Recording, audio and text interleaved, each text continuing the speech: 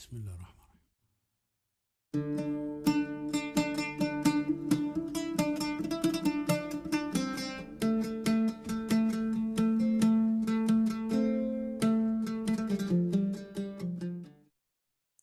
There are a variety of reasons why Muslims fast and find benefit in the practice of fasting over the course of the month of Ramadan. But of course, you have to start with the principal reason, which is they believe it is a command of God. There are verses in the Quran that prescribe this practice of fasting, which of course is similar to other religious forms of fasting, whether Lent, Yom Kippur, and so on. So that's the principal reason. But what are the meanings of it for Muslims?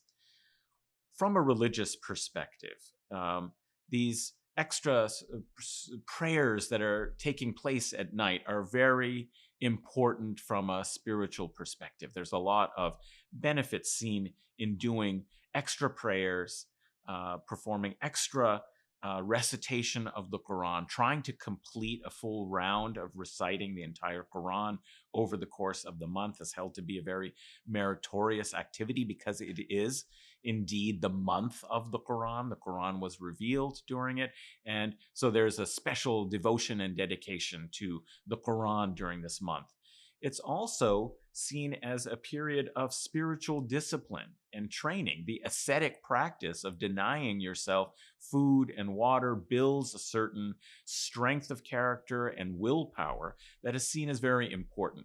The religious meaning of fasting in almost all of these different religious traditions, and certainly as well for Islam and for Muslims, is the idea of expiation, penitence for your sins, purifying yourself. This sort of purgative aspect of fasting is seen as making up for weaknesses and errors and mistakes that you may have made, and trying to develop the spiritual discipline, commitment, and willpower to change your habits and to do better. So it's often seen that Ramadan is sort of this peak experience for Muslims that they look forward to and think of it as a time of renewing their faith for the coming year. That Ramadan is a period of spiritual intensity, of religious practice that is for training. It's like, spiritual and religious boot camp, to build up fitness to go on and carry over some of those practices and make them more normal as part of your daily life. So even though it's an exceptional period of special reward, of special spiritual intensity, of holiness in this month, it's meant to also be something that you should gain and add to the rest of your life in over the course of the full year. Now, in Muslim tradition, there's obviously, since it is one of the five pillars, the core practices of Islam, there's naturally been over 1,400 years of Muslim history, quite a lot of intellectual thought and tradition about the benefits of fasting and about the meaning of fasting in the religious tradition. I like what Al-Ghazali had to say about fasting in the book on fasting that he wrote as part of a 40-book text called the Ihya al-Ulum ad-Din, the revivification of the religious sciences, which was his attempt to provide a synthetic understanding, a comprehensive analysis of Muslim practice as a renewal of the faith for his sort of era. And what he said about fasting is that there are three levels of fasting, three kinds of fasting. The first is just ordinary fasting, doing without food, water, abstinence from sex during the day, etc. That's the ordinary level of adhering to the literal injunctions about the practice. But he said there are two other levels. The second is extraordinary fasting, which is fasting of the senses and of the organs of the body. That is, avoiding sinful or disfavored acts that you might use through these senses or organs. So don't look towards things that are wrong or evil or bad for you, images that you shouldn't, see. Don't commit sinful acts with your hands, doing actual deeds that you would regret later. Don't listen to impious talk or vulgar, language. Try and avoid sinful behavior and activity in your body. So it's not just deny yourself food and water, but take it to the level of trying to avoid sinful behavior that would use, organs of the body. The third level, he said, is that sounds hard enough and difficult enough. But he said there's yet another level that maybe only some will achieve, but we should aspire, all of us, to try and achieve it. And he said it is the perfect or complete form of fasting. That is, actual fasting is of the heart and the mind. In medieval Islamic tradition, they thought of the heart as the real seat of the intellect. And so when he says that it is fasting of the heart, he meant that it should be that you should develop discipline around your thoughts as well, that you shouldn't even think bad or negative sorts of thoughts. You should try and remove these and come to a different kind of spiritual level and understanding during your practice of pulling yourself out from anxiety and attention over things that aren't important. In his sense, you should train your thoughts on contemplating God and on his attributes and the good, rather than thinking worldly thoughts or worrying about where is your next meal going to come from. He has an important phrase in here or sentence in here where he says, what good is fasting if you're thinking about your next meal the whole time and you're actually worried about, well, how am I going to earn enough to make sure that I get this meal? Especially when you're fasting, you're hungry, you're experiencing what many people experience on a daily level. And he said, this is a very kind of worldly, entangling concern that takes your thought away from where it should be, which is thinking not about this worldly affairs of how am I going to eat my next meal, but elevating your thoughts to how can I connect with God and really become a completed person and personality in that fashion. So that's, of course, a much higher level and a very difficult task for anyone.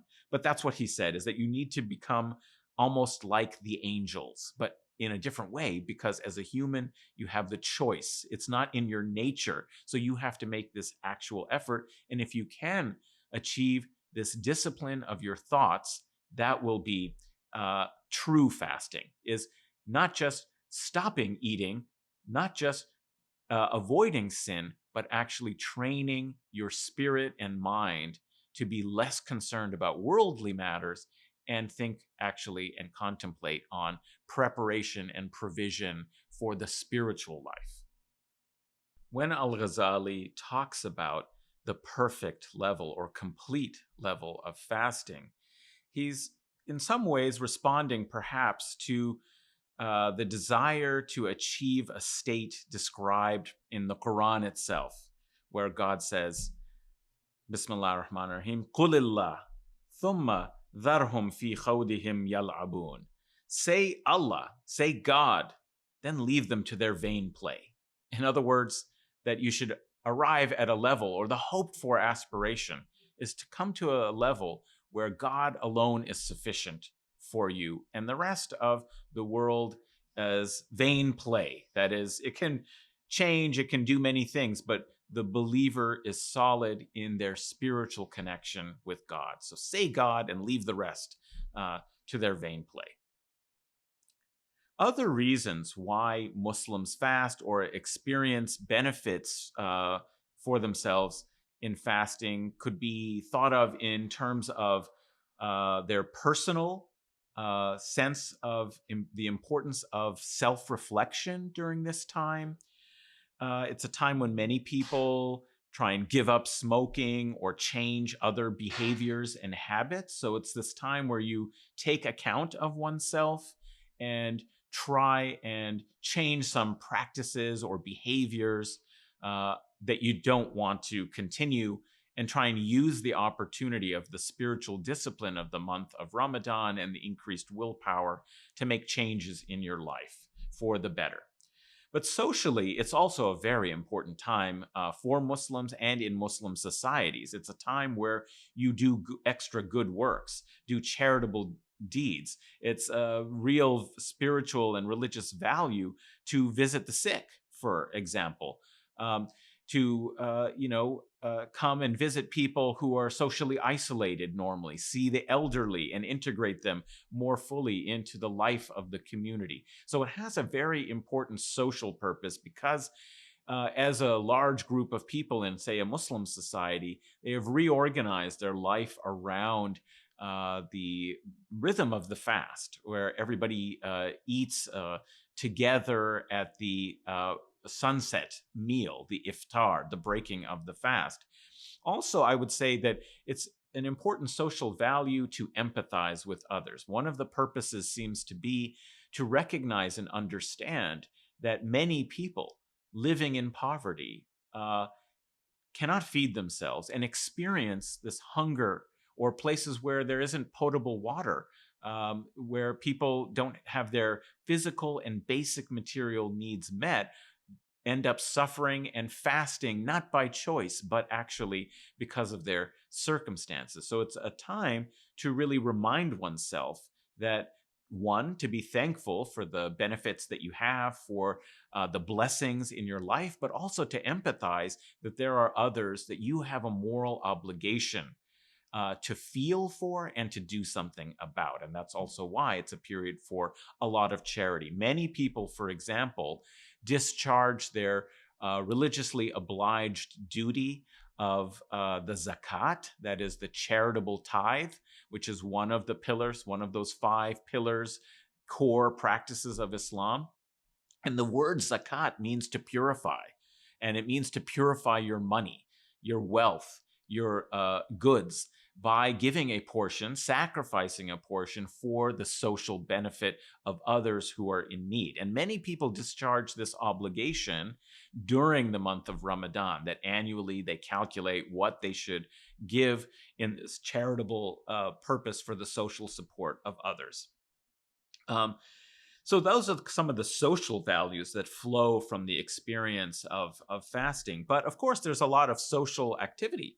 There's many gatherings. It's a time where there are parties, iftar parties, where people gather, meet one another because they're going to break fast together. And of course, we know that eating together is a core social, benefit. What happens is, beyond just your family, during the month of Ramadan, people invite others to share a meal with them and experience the breaking of the fast together. Many people pay off debts or cancel them, during this period. It's seen as a very pious thing to do. Also, to mend relations and forgive others during periods where you've had disputes. You have, problems and suits and, disputes with other people. This is a time during Ramadan that many people feel it's of benefit to forgive others, to try and settle these and mend the social fabric and come together. So these are some of the kind of social dimensions, you might say, of this religious practice. And of course, there are a lot of cultural practices and productions that take place because everyone's together, experiencing a different kind of life together that builds sort of bonds, and it builds a kind of audience, you might say, for special cultural events, for things that commemorate and discuss Ramadan. In Egypt, for example, which is one of the core producers in the Arab world of television series and so on, there are often special series that are planned to be launched, during Ramadan, because everybody's sitting around right after the meal together, and so there's a large audience, and many people enjoy those. It's a really part of the culture. Of course, the more pious think that these are distractions. Let's just go to the mosque, and so there's also a culture of people who go to the mosque and enjoy praying together. And there's many more people who attend during this period. So that's really part of the cultural environment during Ramadan. Some people say there are also great health benefits to fasting. Now, I myself am not somebody who thinks that at the end of Ramadan I'm in greater physical fitness, but fasting is purgative, not only from the sense of penitential purgation, but at a spiritual level for sinful behavior or your weaknesses, as people, often think of it from that moral or moralistic perspective. But fasting itself is purgative. So you get rid of impurities from the body, you change your diet. It's not easy to eat very heavy foods during Ramadan. Some people do, but I think it really shocks the system.